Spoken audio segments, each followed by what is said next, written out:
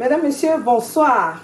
Les parents sont en quelque sorte le reflet du modèle des enfants. C'est à ce titre d'ailleurs que des fois, les enfants taisent leurs déboires de peur de peur de mal faire ou bien encore d'être classés dans la mauvaise catégorie par leurs parents. Alors plusieurs enfants subissent des attouchements sexuels et des viols sous la barbe de leurs parents. On tentera donc de briser la glace ce soir autour du thème « Comment surmonter le traumatisme d'un viol ?» Et avec nous pour en parler, il y a vous, sur les pages Facebook de Canal 2 International où l'émission est diffusée en direct, ou encore sur la page Facebook de Intime Conviction. Donc vous tapez Intime Conviction au pluriel, vous définissez sur la page, vous postez votre commentaire sous la publication qui, elle, a déjà été faite en rapport avec le thème de ce soir.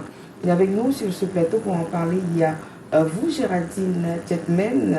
Bonsoir. Bonsoir, Lynn. Bonsoir. Vous êtes conseillère sociale et familiale. C'est à ce titre que vous êtes parmi nous ce soir. Merci d'avoir accepté notre invitation. Merci, Aline. Merci. Voilà. Plaisir partagé. Merci. Et puis, une personne que vous connaissez très certainement, très engagée dans la cause des enfants, des femmes en souffrance. C'est Édouard Tognet, il est juriste. Merci d'avoir accepté notre invitation ce soir, Édouard. Bonsoir. Bonsoir Aline, bonsoir à tous les panélistes et bonsoir à des millions de téléspectateurs de Canal 2. C'est dommage parce que chaque fois que vous êtes sur le plateau, c'est pour une émission triste quand même. Mais c'est déjà une mission que je me suis assignée, donc on va faire avec. On va faire avec. Pour une émission triste, malheureusement. Mais après, il y a de l'espoir. Il y a de l'espoir. Puisque vous êtes là pour soutenir des causes pareilles. Et je ne suis pas seul, nous sommes nombreux. Voilà. Alors, et puis, il y a le coach en développement personnel, Yvan Chamda. Bonsoir. Bonsoir, Aline. Merci d'avoir accepté notre invitation et d'être là ce soir. Merci également. On espère qu'on va pouvoir profiter de votre savoir. Bon, c'est bien l'intention que j'ai, partager mon savoir avec les panélistes et tous ceux qui nous regardent. Vous allez arriver à insuffler un souffle nouveau aux victimes ce soir. C'est bien la mission que je me suis assignée pour ce soir. J'ai bien l'intention de la mener à accomplissement. C'est tout le bien qu'on se souhaite ce soir. Et puis, il y a le docteur Yoyo Ngonganzons qui a accepté d'être parmi. Moi, je n'ai pas raté votre prénom ce soir. Il me calculait. Bonsoir, docteur. Bonsoir Aline. Bonsoir. Merci. Bonsoir à tous les autres. Merci d'avoir accepté mon invitation encore ce soir. Bon, la vérité, c'est que je n'ai pas accepté. Vous aviez été forcé. Voilà. Vous n'avez pas dit à la télé. Oui, je le dis à la télévision. Parce qu'en fait, c'est compte tenu du bon sens de la chose, je me sens un peu interpellé, donc je n'avais pas d'autres options. Merci de toutes les façons. Je rappelle que le docteur Yoyo Ngongan, qu'on retrouve sur sa page Facebook, il fait des petites capsules assez intéressantes quand même pour les internautes. Exactement. Aussi, pourquoi pas. Voilà. Et puis, notre invité du jour, et qui va témoigner sous anonymat, on va l'appeler ce soir Émilie. Bonsoir. Bonsoir, Aline. Merci d'avoir accepté notre invitation. Vous n'allez pas aller à haute voix, vous inquiétez pas, vous êtes sous anonymat, vous n'allez pas être reconnu. Émilie, ça va aller. Vous allez retenir que c'est vous que j'appelle c'est de vous que je parle quand je parle d'Émilie. Oui. Oui. Alors, on va parler un peu plus fort pour qu'on s'entende bien. Voilà. Alors, le décor est donc planté juste derrière la transition. On va écouter Émilie.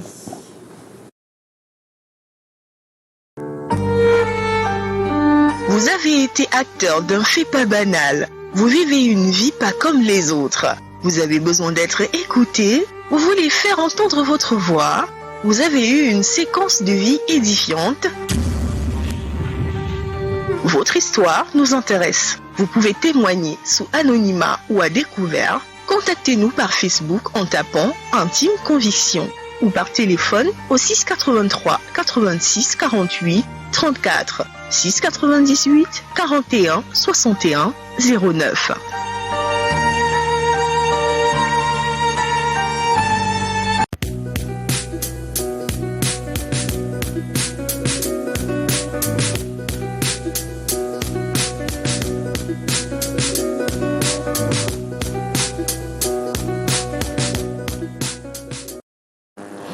voilà, de retour avec vous, Émilie. On va raviver des souvenirs quand même tristes ce soir, parce qu'on va parler de viol, on parlera aussi d'attouchement sexuel. À quel âge, à un moment donné, vous avez été appelée à aller vivre chez votre tante? Oui, Aline. C'était à quel âge? Vous avez quel âge? J'avais 8 ans. Mais pourquoi vous avez été envoyée chez votre tante? Bon, c'est une tante qui m'aimait beaucoup depuis que je suis toute petite. Et quand elle s'est mariée, elle a décidé de me prendre avec elle. D'accord. Alors, est-ce que vous vous souvenez de la première fois où votre calvaire a débuté? Je ne peux pas décrire exactement le jour, mais je sais que c'était quand j'avais 8 ans. Dans le domicile, il y avait un jeune homme qui venait passer les vacances. Et les parents, de temps en temps, s'absentaient pour les voyages le week-end. Il m'appelait, il me déshabillait, me touchait, me faisait des choses. Et puis, il me demandait de ne dire à personne.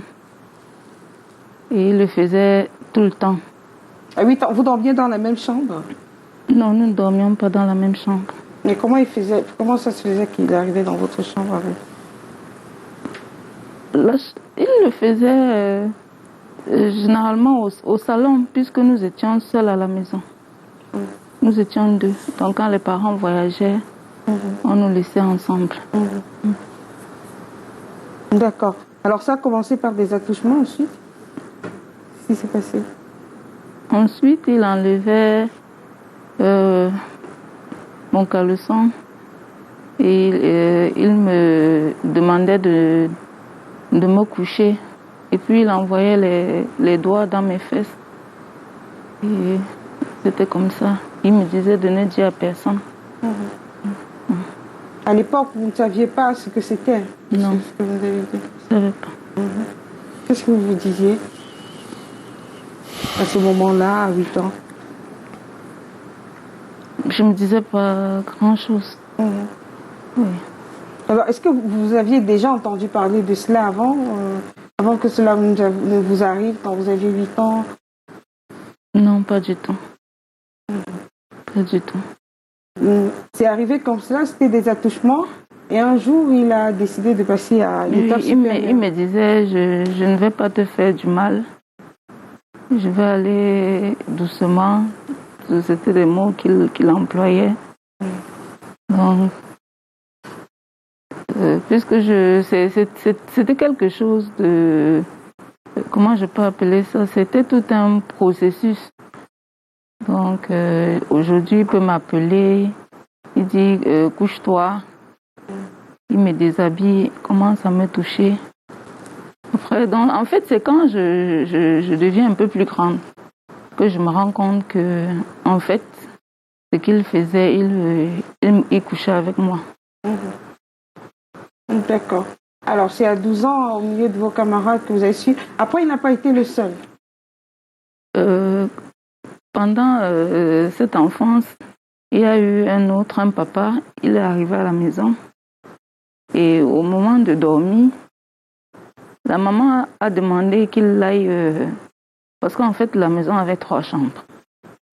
La maman lui a demandé lui a montré la chambre. Mais apparemment, il a fait exprès. Quand la maman a fermé sa porte pour se coucher, il est venu plutôt dans ma chambre. Il s'est couché derrière moi et il a envoyé les doigts dans mon slip et il a commencé à faire des mouvements avec son doigt. Je ne sais pas si je peux appeler ça chance. La maman est ressortie. Elle a ouvert ma porte. Elle lui a demandé, mais qu'est-ce que tu fais ici? Il a dit, mais tu as demandé que j'aille dans la chambre. Elle a dit, mais non, il y a une chambre au fond. C'est de cette chambre, il a dit qu'il ne savait pas. C'est comme ça que j'ai été sauvée ce jour. Alors, et puis il y a eu cette fois où vous avez été surprise au salon. Oui, la fois où j'ai été surprise au salon, ce n'était plus avec le même geôleur de quand j'avais 8 ans. C'était plutôt un autre frère, puisque moi j'étais du côté de l'homme, de la femme. Et les garçons qui venaient dans la maison étaient du côté du papa. Donc il y a une autre personne qui est arrivée et lui aussi, il a passé le temps à me harceler. Je reviens des classes. Je ne peux pas me déshabiller puisque j'étais au collège. Il entre dans la chambre, il s'assoit. Je lui demande de sortir. Moi, je vais enlever ma tenue. Il me dit, mais tu as peur de quoi? Je suis ton frère. Je dis, mais même si tu es mon frère, j'ai besoin de me changer. Il refuse, il reste assis. Je suis obligée de prendre ma tenue pour aller me cacher aux toilettes. Et toujours quand les parents voyageaient, ils revenaient. Je ne pouvais pas dormir, il fallait que je reste éveillée. De peur qu'ils viennent, parce que je comprenais déjà ce qu'un homme peut faire à une femme. Vous comprenez que c'est mal. Que c'est mal. Dieu merci, lui au moins, il n'a pas réussi à me violer parce que je savais déjà, donc je faisais tout pour rester éveillée. Parfois, je criais et quand le chien se mettait à aboyer, parce que normalement, lui, il devait dormir dans la dépendance qui était derrière. Quand le chien se mettait à aboyer, il me lâchait et il partait. Jusqu'au jour où, quand j'attendais la maman pour qu'elle revienne, pour que je ferme la grande maison, puisque le papa, lui, il était déjà dans la chambre. J'étais couchée au salon et je me suis endormie. Lui, il est revenu et apparemment, il s'est mis à soulever ma robe. C'est à ce moment que le papa est sorti de la chambre, je ne sais pas ce qu'il voulait faire. Il a surpris en train de soulever ma robe et ce que j'ai entendu, il a dit, mais qu'est-ce qui se passe là? Il a dit rien. Parce que le papa était son grand frère. Il a dit rien. Il dit que mais ce que vous faites là, c'est pas bien. Du coup, je me suis réveillée. Il me dit, ça veut dire que vous avez l'habitude de faire des choses comme ça? J'ai dit non, on n'a rien fait.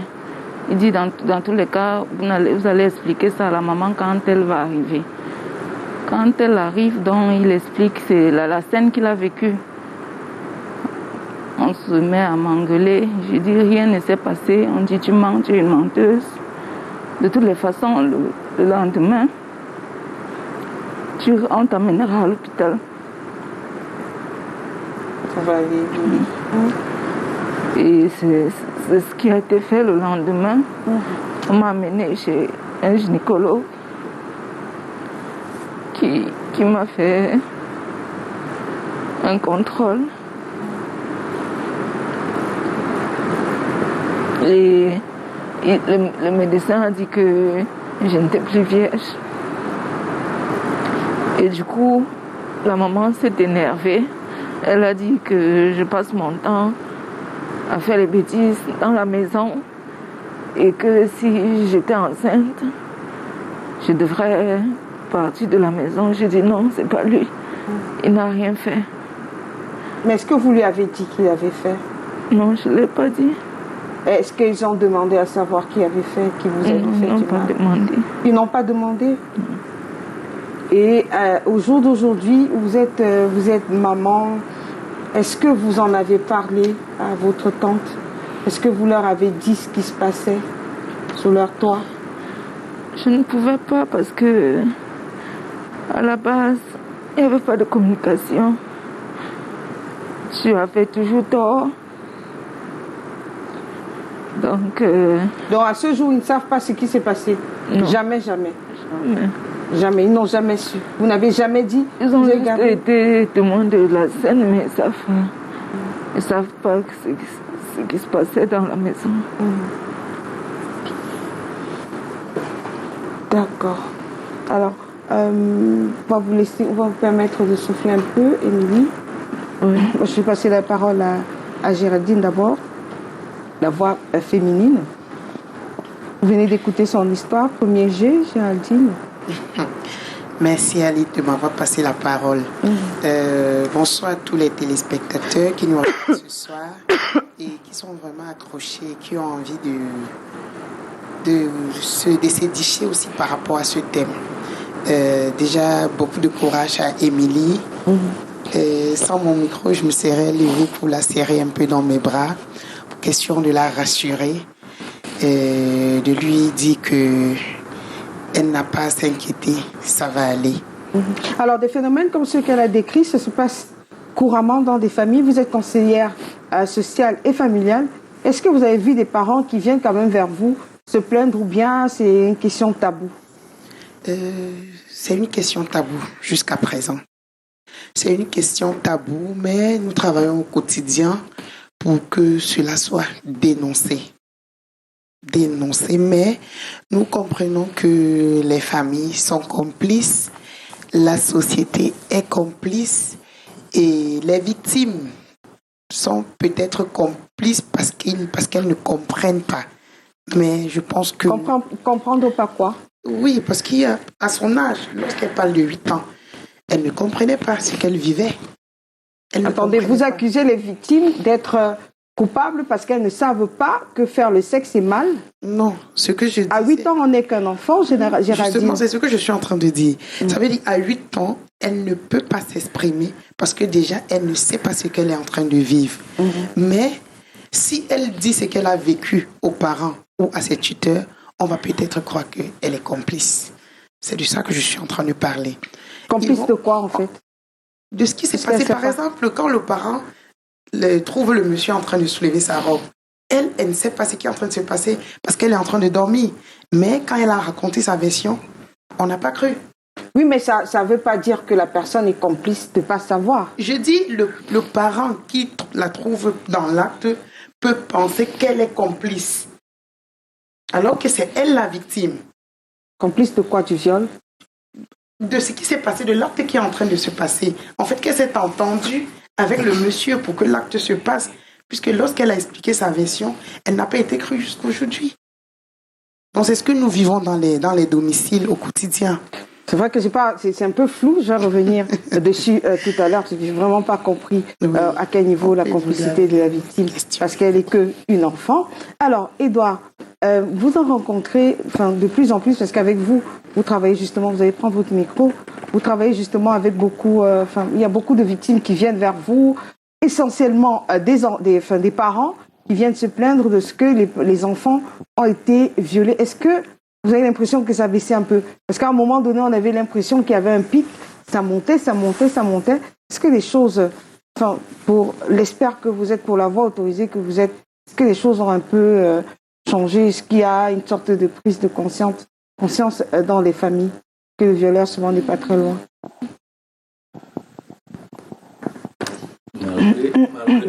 Merci de m'avoir donné la parole. Malgré le travail que nous abattons sur le terrain, c'est comme si on encourage ce genre de cas. Ça ne diminue pas, même pas un peu. Mais ce qu'il faut faire, il faut que les parents évitent d'envoyer leurs enfants chez leurs frères ou sœurs. Qu'ils gardent... Surtout quand il y a les hommes dans la maison. Oui. Qu'ils gardent leurs enfants eux-mêmes et que l'enfant, déjà à partir de l'âge de 3 ans, commence à dire à l'enfant que te voilà, si quelqu'un t'appelle ou bien il te touche comme ça, pour venir dénoncer.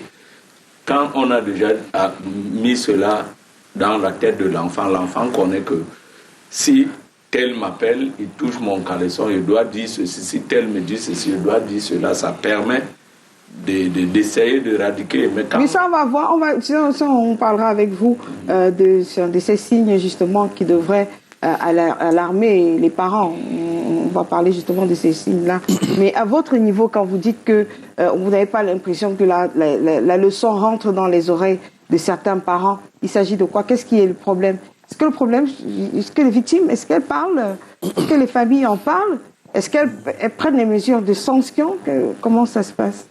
Et certaines familles, quand ça se passe même, ils n'osent pas dénoncer parce qu'ils ne veulent pas, salir le nom de leur famille. Généralement, dans la majorité des cas, parfois c'est les voisins qui dénoncent. Parfois c'est les voisins qui dénoncent. Certaines familles ne veulent pas. Certaines familles parfois ne veulent pas dénoncer et c'est les voisins qui dénoncent. Ceux qui osent même dénoncer, parfois ils ont peur des représailles. Quand vous voulez passer à l'action, ils disent non. À l'amiable. Il ne faut pas salir la famille. J'ai suivi un cas où on a violé une jeune fille. C'est même pas le papa qui m'a contacté, mais c'est une nièce qui est voisin à ceux-là qui m'a appelé. Je me suis levé le matin, 6 heures, je suis allé rencontrer le parent. Il m'avait dit qu'il avait déjà déposé la plainte, on avait auditionné la fille. Je me suis rapproché de l'enquêteur quelques jours après.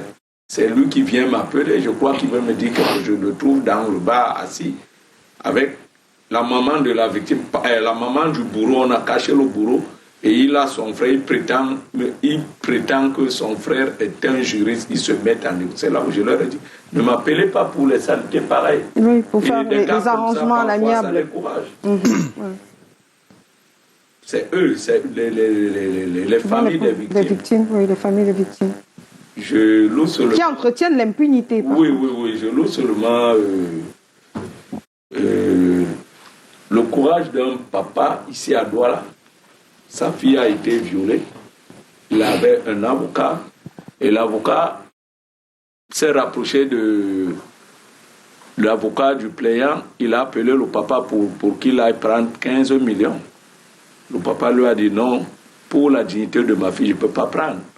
Et jusqu'à présent, un autre avocat ne peut plus se constituer parce que celui-là a sorti une facture de 1,5 million que le papa doit payer. Le papa dit qu'il ne reconnaît pas. Et le problème est pendant en justice. Oui.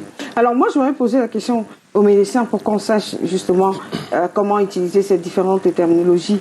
On parle de qu'est-ce que c'est un attouchement sexuel, Dr Ngonga?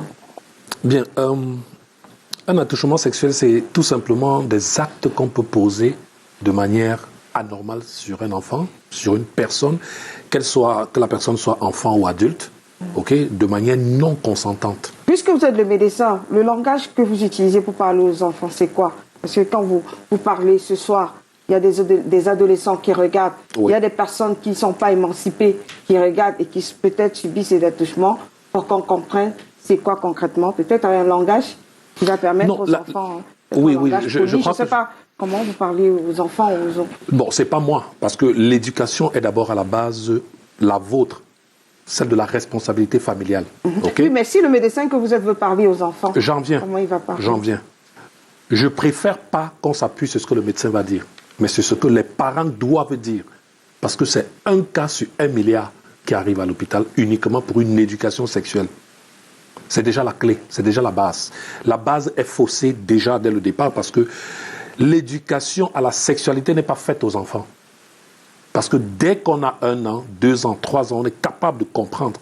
On utilise les gestes, le visuel. Ça veut dire qu'on met des films à connotation un genre, entre guillemets. L'enfant voit et on regarde sa réaction. En fonction de ce qu'il regarde et la façon dont il réagit, on peut tout de suite sous-entendre ou imaginer ou comprendre que l'enfant sait très bien que ce qui se passe là-bas n'est pas bien. Et on en profite pour parler à l'enfant, mais avec des mots, des mots tellement terre à terre et crus. Crus dans le sens où si vous voyez 2 personnes s'embrasser, tu n'as pas encore l'âge de le faire. Compte tenu du contexte, l'âge de l'enfant, en lui disant ça, il ne va pas vite comprendre. Mais tu lui diras, si on touche ton kikinou, parce qu'on ne dit pas, ou bien ton zizi aux enfants. On dit ton zizi ou on dit ton kikinou, ou bien pour une fille, on dit ta chouette. On emploie des termes où on dit si quelqu'un t'embrasse à la bouche, si quelqu'un te pose la main dessus, te touche n'importe comment, n'hésite pas à en parler avec nous. N'hésite pas à venir nous dire. Parce que si on prend son cas, le cas d'Émilie par exemple, forcément, il n'y avait pas de dialogue à la maison. Oui, puisqu'elle dit que les parents, ils se fâchaient beaucoup. Elle avait même peur d'approcher. Elle n'en a jamais parlé avec eux. Voilà. Et non seulement ça, il y a parfois le contexte pécunier.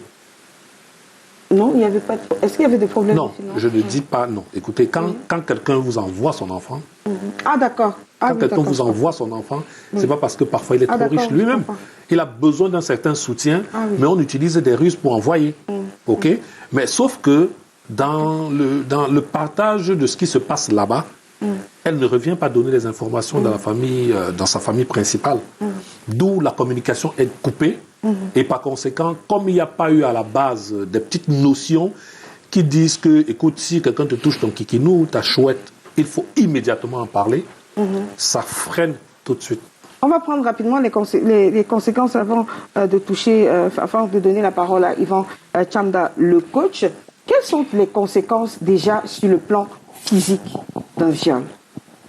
Bon, les conséquences, si c'est un viol avéré, parce qu'il y a plusieurs types de viols. Il y a le viol psychologique, qui n'est pas celui qui est forcément physique, l'attouchement direct, parce qu'on peut vous toucher, mais la façon dont on vous fait passer les doigts partout, ça vous crée un certain traumatisme au point où, même étant adulte, quand quelqu'un vous touche sans que vous ne le regardez, vous sursautez. Elle a eu ce problème avec son époux. Voilà. Donc, il y a ce type de viol qui existe. Maintenant, il y a le viol physique. Dans le viol physique, ce sont des lésions qu'on peut retrouver au niveau de la partie génitale, des forceps dont on peut voir au niveau de la peau parfois, parce qu'elle a peut-être essayé de se débattre. Donc, on peut voir des bleus. Et vous avez dit passer lésions sur le plan... Non, je ne veux pas trop entrer dans les détails parce que, voilà, quand on parle de lésions, il peut y avoir des déchirures, il peut y avoir des fissures, il peut y avoir des égratignures, il peut y avoir des hématomes. Enfin, ça peut être enflé, vous voyez. C'est pour ça que je parlais des lésions en général de toutes sortes là-bas. Bon, il y a pas et ce n'est pas aux parents, aux familles de constater, c'est un médecin de constater. Oui, parce qu'il ne faut pas ajouter le viol au viol psychologique encore que ouvre tes pieds et puis je vois ce qui s'est passé. Et voilà, ça c'est déjà une erreur qui se passe parce que parfois, quand ça arrive, on veut voir. Tout le monde veut voir. Qu'est-ce qui s'est passé? On ne voit pas de sang, on ne voit pas de blessure. C'est un autre viol collectif. Je veux voir. Voilà, ça devient un viol collectif et puis une agressivité. Je ne sais pas s'il y avait un qualificatif plus violent. Je dirais que ça va encore plus fort parce que le fait qu'il y ait plusieurs personnes autour devient un problème. Il y a ce fait divers à Kribi. Je ne sais pas si vous êtes au courant de ça. Il y a un fait divers à Kribi avec une jeune fille de 14 ans qui a fait des choses, mais tout le monde était autour. On a partagé sa vidéo, son image, mais vous pensez que c'est l'acte qu'elle a posé qui va la traumatiser? C'est la caméra qui a été posée sur elle, les photos qui ont été prises qui vont la traumatiser, et non l'acte qu'elle posait avec plusieurs personnes. Parce qu'elle était apte, elle était debout, elle parlait, mais elle avait cette gêne d'être interrogée de cette façon-là. Et c'est très important de dire que la détention, donc si vous détenez des vidéos de pédopornographie d'un enfant dans votre téléphone, c'est répressible par la loi. Si vous diffusez, donc si Géraldine me dit, Aline, je veux aussi voir, et que je donne la vidéo à Géraldine, toutes les deux, on est passible de sanctions pénales aussi. Donc, parce qu'il y a des parents là, sur Facebook partout, qui partagent la nudité des enfants à rigoler, que je veux aussi voir comment on dit qu'on a violé, ou je veux aussi voir comment l'enfant est en train de faire une fellation. Ben ça, c'est totalement dégoûtant et c'est interdit par la loi de détenir de telles vidéos. Voilà. Alors, moi, je m'avais posé la question déjà à vous, Yvan Tchanda. On va avoir une personne qui va être détruite sur le plan psychologique. Oui, bien évidemment, parce que ce qu'il faut comprendre, c'est que l'être humain fonctionne à partir de son mental. Et le mental humain, on peut dire que c'est constitué de deux parties, le conscient et le subconscient. Et c'est le subconscient qui reçoit toutes les charges émotionnelles et qui transforme les événements. Du moins, c'est le subconscient qui détient la lunette à travers laquelle on interprète les événements. Donc, et l'interprétation des événements vient dans notre subconscient à travers une certaine programmation mentale. Et on est programmé mentalement, soit par les événements qu'on vit, les fortes charges émotionnelles, l'éducation qu'on reçoit et tout le reste. Donc, quand on est donc victime d'un traumatisme ou d'un viol, comme c'est le cas actuellement, ça veut dire que notre perception de la réalité change. On développe des fortes émotions négatives qui vont impacter notre comportement et notre vision du monde. Du coup, les conséquences peuvent être quoi? Une faible confiance en soi, une peur de se retrouver dans le domaine dont on a été violé. Je prends un cas très simple. Par exemple, tu as été violé, il y a des problèmes avec ton conjoint. Parce qu'à chaque fois qu'il va te toucher, il y a toujours des souvenirs qui vont remonter de ce viol-là. Et du coup, voilà, ça ne rend pas les choses faciles. Alors, comment faire donc pour atténuer cette charge émotionnelle négative, retrouver la confiance en soi et continuer à mener une vie normale? Il y a 2 techniques. Là, on va entrer dans la programmation neurolinguistique. C'est une branche de développement personnel. La première technique, c'est déjà ce qu'on appelle la méthode de Coué. Là, vous êtes déjà arrivé à comment est-ce qu'on arrive à solutionner, je veux dire à guérir de cela sans que je pose la question. Bon. Là, vous êtes déjà dans le processus, allez-y, le processus de guérison. Oui, le processus de guérison. Donc, il y a la méthode Coué. C'est-à-dire, ça consiste à écrire une affirmation positive qui va à l'encontre de ce qu'on vit. C'est-à-dire, si j'ai été violé et que je considère désormais que aller avec des hommes, ça va me mettre mal à l'aise, les souvenirs vont toujours remonter, alors je prends un bic et une feuille. Chaque fois, là c'est très important à suivre, là, vous regardez votre caméra pendant que chaque fois, quand je me réveille, les 15 minutes qui suivent notre réveil et les 15 minutes qui précèdent notre coucher, du moins notre endormissement. Pourquoi? Parce que ce sont les périodes durant lesquelles notre cerveau émet les ondes favorables à la reprogrammation mentale. Donc, durant ces moments-là, je prends un bic et j'écris, je dis n'importe quoi, je suis une femme forte, qui aime son époux et qui est épanouie dans sa vie.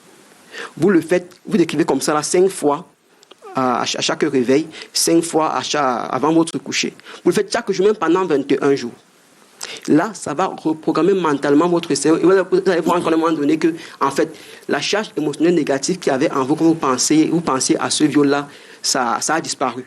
Et là, votre vie va commencer à aller bon train. Ça sera juste qu'un souvenir, qui ne va plus vraiment vous affecter. Ça, c'est la première technique. Vous le faites pendant 21 jours. La deuxième technique, elle est un peu plus compliquée, mais elle est quand même... Il s'agit de laquelle? C'est en programmation neurolinguistique, je ne sais pas comment on appelle ça, mais ça consiste en quoi? Ça consiste à vous représenter mentalement ce que vous avez vécu. Donc, vous revivez la scène, mais de manière dissociée, c'est-à-dire que vous voyez la scène comme sur un écran. Et là, vous vous amusez à voir la scène en noir sur blanc. C'est un peu complexe. Vous voyez la scène en noir sur blanc, et par la suite, vous voyez la scène à l'envers, donc comme à rebours. Donc, à la fin, vous voyez la scène à l'envers. Vous le faites de temps en temps. Qu'est-ce qui va se passer?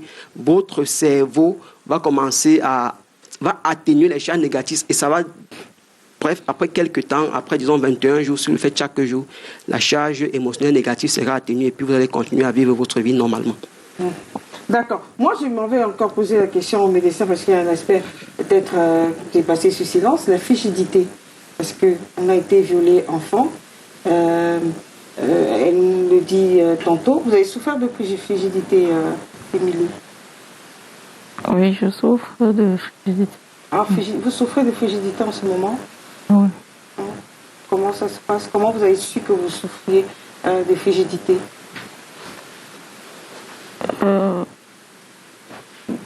Parce que, je veux dire, après 8 ans de mariage avec mon époux, il m'a dit, quand on avait une discussion, il m'a dit, j'ai fait 8 ans avec toi et je me souviens seulement d'une seule fois où tu as dit que tu avais envie de moi.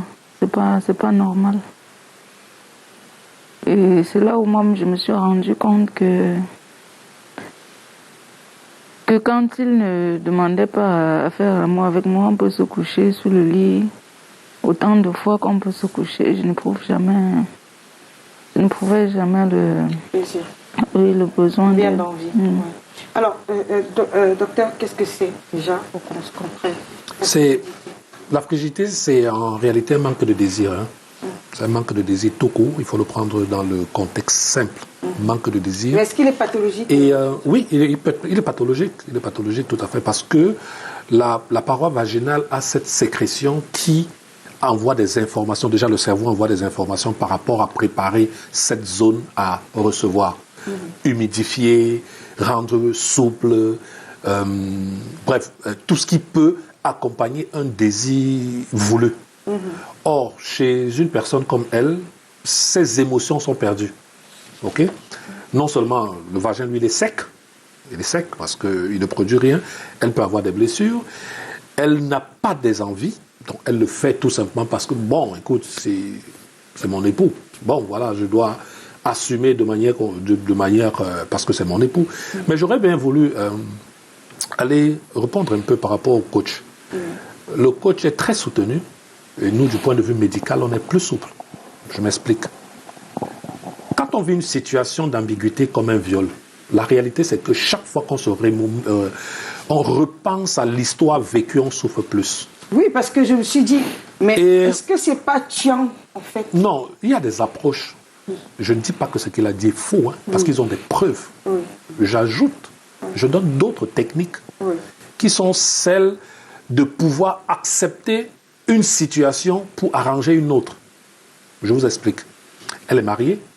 Le bonheur d'un homme passe par la vie sexuelle. Et s'il n'a pas cette vie sexuelle, il ne sera pas heureux. Elle doit se forger ce mental et se dire, si je ne fais pas attention, je vais perdre mon homme. Comment faire pour ne pas perdre mon homme malgré la situation que j'ai vécue?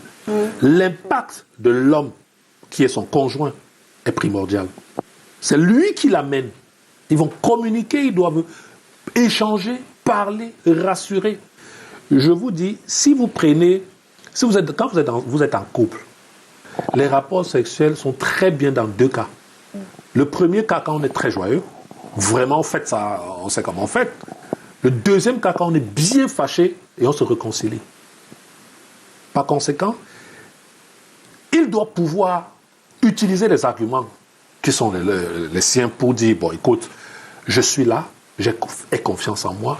Et pendant qu'il va l'amener dans, comme on dit, cajoler, flatter un tout petit peu, elle va se laisser entraîner par ses émotions. Et ce n'est pas elle qui va décider de ce qui va suivre. Mais c'est son corps, son mental et tout le reste qui va aller. Or, dans le cas où elle n'arrive pas à faire exactement comme le coach a dit, chaque fois, si elle a en face quelqu'un qui n'est pas répondant, qui ne sait pas réellement quels sont les mots qu'il va utiliser, elle pourra se retrouver chaque fois, si c'est quelqu'un qui ne bavarde pas trop, il va se crisper. Elle a dit, quand il rentre, il ne demande plus. Parce qu'il dit que quand je vais demander, ça va changer quoi? Pourtant, il sait qu'elle a subi un traumatisme. Il devrait à chaque fois, avant de demander, se rassurer qu'il passe par certains processus pour l'amener à être beaucoup plus relaxé et à ce moment-là... À gagner sa confiance. Gagner sa confiance, oui. Non, gagner la confiance, c'est parler. C'est discuter. Il n'y a rien de plus réconfortant que lorsque tu es en face de quelqu'un qui t'écoute, qui te comprend et qui ne s'en plaint pas. D'accord?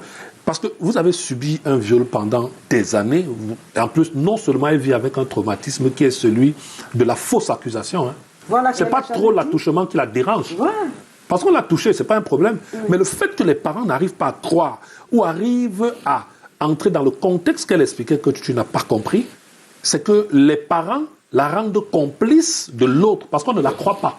En fait, donc on a tendance à penser que ce non, que tu complice dis... de l'autre, c'est pas... Non, je parle de complice dans le cadre de viol. Ça oui, justement, non. Ça peut pas... Parce que pour les parents, ce n'est pas un viol, en fait. On ne peut pas parler de complicité. Non, parce que c'est pas un viol. Si. Pour les parents, ils n'estiment pas que c'est un viol. Non. Quand on parle, c'est nous qui parlons de viol. Nous qui parlons de viol. C'est ce que je dis, les parents ne parlent pas dans ce contexte, peut-être là, tu es dans le français soutenu. Mais ce qu'elle expliquait, c'est que quand les parents regardent ce qui s'est passé, c'est en fonction de ce que lui il a vu. Et quand il vient, on amène encore à l'hôpital pour aggraver, on se rend compte qu'elle n'est plus vierge. En fait, c'est la clé. Parce que on parle de complice si les parents ont compris que c'est un viol et qu'ils accusent maintenant l'autre d'être complice. Non, il ne faut pas prendre ça. Dans ce contexte, ils n'ont pas compris que c'est un viol. Non, tu es en français. D'accord. Alors moi, je pose la question. Là, on n'a plus beaucoup de temps. Comment sortir? Vous, la conseillère familiale, qu'est-ce qu'il faut faire dans les familles? Dans les familles, je pense que dès le bas âge, il faut communiquer avec les enfants. Il faut avoir le code pour communiquer avec les enfants. Kékette, kiki, comme on le fait souvent. Et il faut expliquer à l'enfant ce qui se passe quand il est face à telle ou telle autre situation. Filles comme garçons, ça ne concerne pas seulement les filles. Parce que même les garçons de nos jours sont violés. Donc, il faut penser à ça. Maintenant, de l'autre côté, il faut apprendre... il faut que nos enfants nous fassent confiance. Il faut que l'enfant sache qu'en venant se confier à maman ou à papa, il ne souffre de rien et il n'aura pas droit à une chicotte ou à une bastonnade. Donc que l'enfant se sente vraiment libre de venir se confier. Dans le cas d'Émilie, elle a gardé parce que quoi, elle savait que si elle parlait, elle devait recevoir des coups. Donc sinon, elle devrait dire depuis le premier jour que l'autre frère avait commencé, depuis 8 ans, elle devait expliquer, voilà maman, ce que je vis tous les jours quand tonton tel arrive à la maison. De l'autre côté, il faut aussi la maman à la maison. Quand vous partez, la petite fille que vous laissez à la maison, vous la laissez à qui? Quand il y a déjà un jeune homme à la maison, pensez à avoir une barrière, une sécurité pour la petite fille. Par exemple, faire venir une tantine à la maison ou envoyer la petite fille en week-end ailleurs que de la laisser à la maison à un bourreau. Même si vous n'avez pas une mauvaise intention par rapport à ce garçon qui est à la maison, il faut quand même mettre les barrières. Il faut mettre l'enfant en sécurité avant de voyager. Et aussi le fait de toujours voyager sans penser à la sécurité de l'enfant qui reste à la maison. Ça pouvait ne pas être même le garçon, mais un voisin d'ailleurs ou un brigand qui entre dans la maison et se sert gaillardement puisqu'il n'y a personne dans la maison. Le garçon pouvait même sortir, aller dans les bruits et il revient, il trouve que sa sœur a été tout simplement violée de la sorte. Donc je pense qu'on a besoin ici d'une communication sincère, une communication vraiment ouverte, parents-enfants, même entre les aînés, que l'aîné soit capable de dire à sa petite sœur, voilà comment ça se passe. Quand tu vois telle image, il s'agit de telle autre chose et la répercussion de telle image ou de tel acte, c'est ci ou c'est ça. Bon, il est question de vraiment le faire. Sinon, dans les jours à venir, ce sera très difficile, très compliqué. D'accord. Alors, coach Yvon Tchanda, pour vous, c'est quoi la solution pour mettre fin à cela dans les familles? Bon, déjà pour briser déjà la loi du silence et ensuite... Oui, ce que je vais dire, la première chose, c'est que déjà, il faut que la victime elle-même parle quand ça arrive. Elle doit parler. Maintenant, pour prévenir, je m'aligne derrière ce que tous les autres ont dit. Il faut la communication. Mais comment parler? Vous avez dit il faut que la victime parle. Il faut que le petit bébé de 5 ans parle. Il faut que la petite fille de 8 ans parle. Mais comment parler de tonton qui n'est pas ton parent, qui n'est pas ton papa, qui n'est pas ta maman? Comment parler? Parce qu'il y a peut-être un enfant qui nous regarde ce soir à la télévision, il y a peut-être un adolescent qui nous regarde ce soir à la télé, qui ne sait pas comment il faut approcher son tonton ou sa tata pour lui dire que Yvan qui vit dans la maison avec nous, papy, m'a fait du mal. Bon, déjà, moi, je pense que c'est là le travail doit être fait par les parents. Comme les autres ont dit, donc, le docteur expliquait très bien que le parent doit dire à l'enfant, si on touche ton kikinou, il faut venir nous dire que voilà. Il faut avoir une relation de confiance entre les parents et les enfants et une communication. Parce que l'enfant qui m'écoute aujourd'hui, je vais lui dire, bon, il faut parler. Tout dépend de la relation qu'il a avec les parents à la maison. Mais s'il n'y a pas de relation, il fait quoi l'enfant qui vous regarde? Il vous dit, écoutez, quand il n'y a pas de... Je ne peux pas lui parler, j'ai peur. Qu'est-ce que vous lui dites? Bon, je ne sais pas ce qu'il veut dire. C'est lui qui vit avec les parents doivent être la porte ouverte. Si le père est un chien méchant, tout ce qu'il va dire à l'enfant, il me dit que le papa n'a pas me croire. Parce que c'est le parent qui doit établir la relation avec l'enfant. L'enfant n'a que 8 ans, il n'est pas mature. Peu importe le conseil qu'il va donner, c'est un enfant. Donc c'est le parent ici là, qui est l'acteur principal. Il doit ouvrir le dialogue avec l'enfant. D'accord. Alors, de par votre expérience, Edouard Fournier? De par mon expérience, d'abord, les victimes utilisent l'intimidation. Parce que chaque fois qu'une victime pose son acte, d'abord on intimide.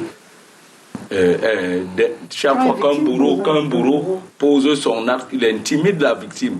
Parfois les petits-enfants, quand vous dites que si vous dites à votre papa, je vais tuer le père, je tue ta mère, je te refais la même chose, je te tue. L'enfant est déjà crispé. Ça veut dire chaque fois qu'il a besoin de dire au papa, il pense à ce qu'on lui a dit. Bah oui, c'était. Il a peur.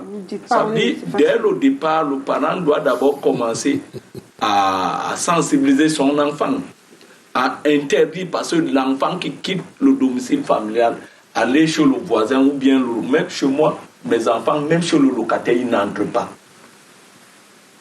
Parce que pour simple manque de vigilance, tout c'est parti. Évitez même à ce que votre enfant passe, vous le commissionnez. Si quelqu'un vous appelle, il vous salue même, ne le regardez pas. Si vous ne le connaissez pas. Moi, mes enfants ne vont même pas chez ma soeur. C'est où il faut commencer à sensibiliser l'enfant dès le bas âge et lui apprendre qu'il n'ait pas peur du parent. Ça veut dire que moindre chose vient dire à papa, voilà, il y a ceci, il y a cela, il y a cela. Ça permet d'éviter certaines choses. D'accord, moi je vais poser la question de l'essai cette fois-ci. Ok, le décor c'est que je suis chez mon tonton, je suis chez ma tata. Elle lui dit, elle en parlait, elle tremblait pendant qu'elle me racontait l'histoire. J'étais terrorisée par mes parents. Comment est-ce qu'on parle quand on est terrorisé par ses parents?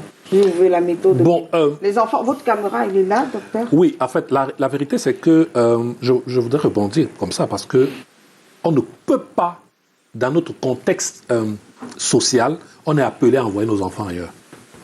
Qu'on le veuille ou pas, il faut être réaliste. Ça veut dire qu'on a les grands frères, les petites sœurs, et ainsi de suite. Il y a une notion de confiance. Ce qui arrive parfois, c'est que l'enfant en lui, même s'il a 8 ans, il ne parle pas. Il ne va rien vous dire. Mais ce que les parents font, ça veut dire que si j'envoie mon enfant en vacances, c'est moi qui provoque la conversation. Tout part, c'est ce qu'il essayait d'expliquer. Tout ne part que des parents, parce qu'un enfant de 8 ans ne te dira jamais rien. Mais par contre, le parent, lui, va venir, il va dire, « Hey, papi, viens ici. » Mais on m'a dit que Daddy te touche partout. Les enfants ne mentent pas. Je vous dis, faites l'expérience avec un enfant, vous allez voir. On m'a dit que Eric a passé le temps à te toucher, c'est lui qui te lave. Enfin, il y a des petites approches qui poussent l'enfant à dire, « Ah oui, maman. » Et quand l'enfant se déclenche le processus du langage verbal, de ce qui va sortir, il ne s'arrête plus. Donc, généralement, les enfants, vous n'allez pas entendre un enfant. Bon, ça peut arriver s'il a eu une bonne éducation à la base, mais généralement, ça vient des parents. Alors, je vous pose ma question une fois de plus. Il y a un enfant qui vous regarde, c'est un adolescent, il est enfant. Qu'est-ce que vous lui direz? Il est terrorisé par son tonton, il est terrorisé par sa tata, il regarde l'émission ce soir. Il a écouté l'histoire d'Émilie et lui aussi, il est dans la situation de ne pas arriver à parler. C'est une des approches simples. On ne peut pas être terrorisé par toute une famille. C'est vrai que ça peut arriver, mais il y a toujours une personne qui peut être de près ou de loin qui va vous écouter. Racontez même votre histoire, parce que si c'est un enfant de 8 ans, vous n'allez pas demander à un enfant, je vous dis, c'est pas possible. Si on prend un cadre un peu plus émancipé, parlez, racontez cette histoire à quelqu'un. Parce que généralement, les enfants qui sont en contact avec d'autres enfants racontent ce qu'ils vivent. Et dans certains cas, parlez avec vos amis, vos camarades, et quand on aura envie d'avoir certaines réponses, on peut vous regrouper. Oui, parce que pour son cas, Émilie, elle a su que c'était mal parce que ses camarades avaient été victimes de viol. Voilà, exactement. Et elles en parlaient entre elles. Donc, si vous vous rendez compte que les enfants, parce que si vous prenez une classe de maternelle, par exemple, ma fille étant à la maternelle, chaque fois quand elle rentre par voie, je lui demande, elle va me raconter, ah, telle a fait telle a fait telle. Et quand j'arrive à sa fête, elle me rappelle, voici celle qui avait pris mon biscuit. Ça fait au moins 2 mois. Mais elle se rappelle, donc vous comprenez que les enfants, en fonction du cadre dans lequel ils se trouvent, s'il y a une petite confiance qui est installée, peuvent facilement parler. Mais si vous n'arrivez pas à parler à vos parents, faites-le à quelqu'un qui est autour et vers qui on pourra se retourner pour peut-être avoir une information. Alors moi, je vais poser la question à vous, Edouard. Quelle est la procédure à suivre lorsque son enfant a été victime de viol? Votre micro. Lorsque l'enfant a été victime de viol, la première des choses, l'amener à l'hôpital rencontrer le gynécologue. C'est le gynécologue qui est habilité à déterminer si cet enfant a été violé. Et dès lors, le gynécologue détermine que l'enfant a été violé. Il vous établit un certificat médico-légal. La solution, c'est faire une plainte contre le bourreau de l'enfant. Le certificat médico-légal, il s'établit où? Je pose des questions comme ça. Le certificat médico-légal s'établit dans les hôpitaux publics. Les hôpitaux publics. Si vous établissez dans un hôpital privé, il n'est pas considéré.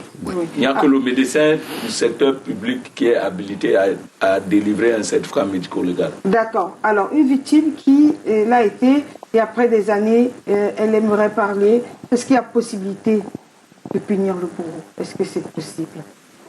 Qu'est-ce que vous lui direz à cette victime qui regarde, qui vit avec son bourreau comme Émilie? Elle dit qu'elle le voit chaque jour et il est là. Est-ce que c'est possible ou il faut vivre avec? d'impunité. Oui, elle peut avoir, si elle a caché cela pendant longtemps, il n'y a pas de preuve, je crois pas. Parce que quand vous portez plainte, vous devez fournir les preuves. La première preuve dans le cas de viol, c'est le certificat médico-légal qui détermine que vous avez été violé. S'il n'y a pas ça, il n'y a plus les traces. Il n'y a rien qui va montrer que celui-là, c'est votre victime. Oui, quelque chose à ajouter par rapport à... Est-ce que c'est possible encore de faire quelque chose au bout de plusieurs années? Oui, malgré que nous n'ayons pas de preuves, je pense que c'est possible de tenter.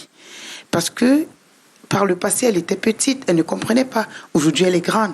Et si le bourreau est vivant, pourquoi ne pas essayer? Il faut essayer, même si elle n'a pas les preuves, il faut essayer, même pour sa liberté à elle-même, pour libérer un peu tout le trop-plein qu'elle a en elle. Essayer de dire quoi dans là? Je veux dire que... Oui, d'intenter une procédure judiciaire contre cette personne. Oui. Et déjà, là, le papa, il peut apporter des preuves, il peut être témoin. Le papa qui avait surpris l'autre monsieur, il peut être témoin, puisqu'il avait surpris le monsieur soulevant la robe d'Émilie. Attendez, donc, c'est possible ça, docteur? Oui, bon, la vérité, c'est que c'est généralement l'effet de masse qui fait gagner. Ça veut dire que plusieurs personnes se mettent ensemble pour porter plainte. Mais si vous êtes seul, ça ne marchera pas. Vous allez voir les autres témoignages qui sont faits. Ça veut dire qu'on porte plainte à quelqu'un et d'autres femmes se lèvent et disent « Ah, il m'a fait la même chose. » Et au tribunal, on a dit « Mais attendez, toutes ces 5 femmes ne peuvent pas t'accuser pour rien. Voilà. Et on peut te... Voilà, exactement. Exactement. C'est à partir de là qu'on peut... Et ça va te soulager. Mais si tu es seul, généralement, même si tu arrives, ça va toujours traîner. Et ça va devenir plus long et même plus traumatisant. Je voudrais aussi lever l'équivoque. Généralement, les familles même, quand on parle de complicité de la famille, parce que dans la famille, on sait qui est capable de faire quoi. Donc, quand le monsieur surprend, il y a des moments qui envoient leur enfant en vacances. Pas parce qu'elles savent que oui, là-bas, l'enfant sera à l'aise. Parce qu'elle attend les fournitures que l'enfant rentrera avec à la rentrée. Non, puisque vous dites que dans les familles, on sait qui est capable de quoi. Comment est-ce qu'on va savoir que tel est un violeur? Parce que des fois, il y a les familles qui savent et couvrent, Aline. Il y a les familles qui savent et couvrent. Tout simplement parce qu'on ne veut pas l'exposer. Est-ce que ce que vous voulez nous dire, c'est qu'un parent est capable d'envoyer son enfant vers une personne qui est soupçonnée de viol, ce qui pèse des soupçons de viol comme ça? Oui, tout simplement parce que dans sa tête, il ne croit pas. Il ne croit pas. Il refuse de croire. Pourtant, c'est ce que le monsieur fait. Quand on parle même de... C'est ce qui se passe dans les familles, Aline. Non, ce que je veux comprendre, c'est que vous dites que c'est connu, que tel est...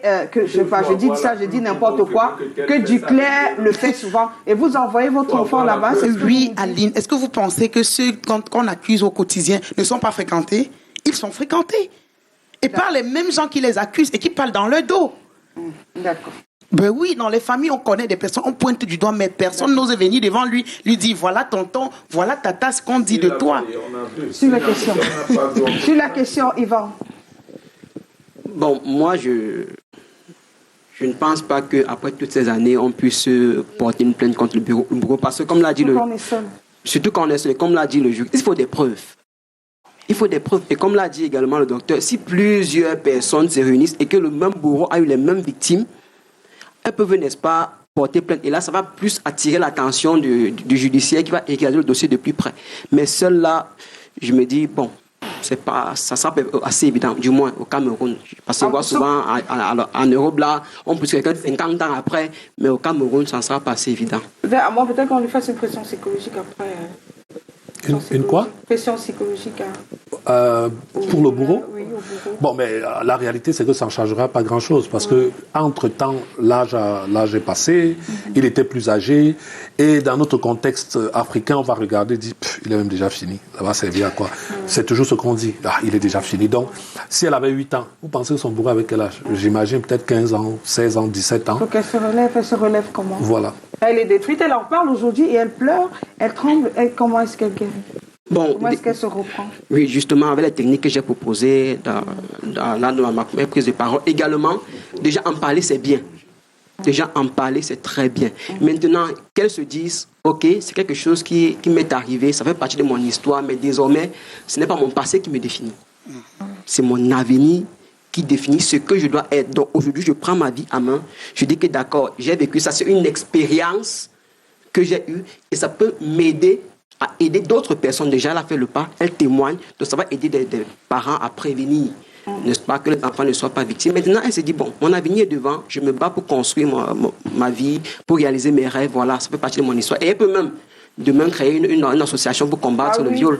Pour guérir un peu, ou bien ça écrire. Va aider à guérir. Bien écrire même un livre. Oui, ça va aider à guérir. Il y a beaucoup de victimes qui écrivent, quand j'ai regardé des émissions sur une chaîne de télévision française, il y a beaucoup de victimes pour guérir qui écrivent des livres. Alors moi, je m'avais posé la question à vous, Émilie, au jour d'aujourd'hui, parce que c'est vous qui nous avez contactés. Hein. Vous aussi, vous pouvez faire pareil, vous, téléspectateurs qui nous regardez, qui a peut-être une histoire, un témoignage poignant à nous raconter, à partager avec nous. Alors, c'était quoi le but aujourd'hui d'être présente sur ce plateau? Est-ce que ça vous a fait du bien d'en parler? Qu'est-ce que vous vouliez véhiculer comme message? Bon, en fait, aujourd'hui, je suis maman. J'ai des enfants et quand je les regarde, je me revois en arrière. Parce que je communique beaucoup avec mes enfants. Je leur dis, il ne faut pas faire ci, voilà comment il faut se comporter dans la société.